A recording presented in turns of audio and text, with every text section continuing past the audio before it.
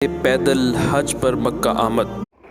ایسی ہی ایک ایمان افروز داستان ایک برطانیہ کے انگلینڈ کے شہر کے رہنے والے آدمی کی ہے، جس نے 10 ماہ اور 25 دن میں سفر حج کیا۔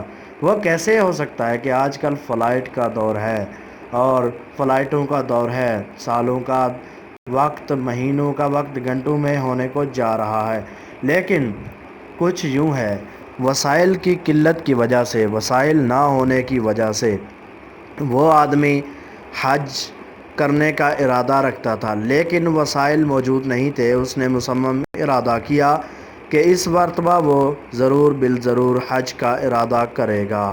اس بندے نے پیدل سفر ایک ریڑھی کے ساتھ شروع کر دیا۔ اب ایک ساتھ ساتھ اس ریڑھی کو چلا رہا ہے، جس کے اوپر اس کا کھانے پینے کا کچھ اخراجات اور کپڑے وغیرہ ہیں، جو راستے میں دریاؤں یا نہروں یا اسی طرح کسی مقام کے اوپر رک کر ان کو دھو بھی لیا کرتا تھا اور ان کو مساجد کے اندر تبدیل بھی کر لیا کرتا تھا، اور مختلف مساجد میں اس نے دنیا بھر کے 10 ممالک کی مساجد میں اس شخص نے نمازیں پڑھیں۔ 10 ممالک کا دورہ کرنے کے بعد اس وقت وہ بندہ سفر حج کے اوپر سعودی عرب پہنچ چکا ہے۔ اب سعودی عرب پہنچ چکا ہے، لیکن جانیے دوستو، یاد رکھ لیجئے، وہ بندے کی استقبال کے لیے سعودی حکومت نے اپنے مشیر اور وزیروں کو بھی کھڑا کیا تھا۔ ایک فوجی دستے نے اس کا استقبال بھی کیا تھا کہ پتہ چلا کہ ایک برطانیہ سے چلا ہے اور 10 ماہ سے چلا ہے اور سفر حج کا ارادہ رکھتا ہے۔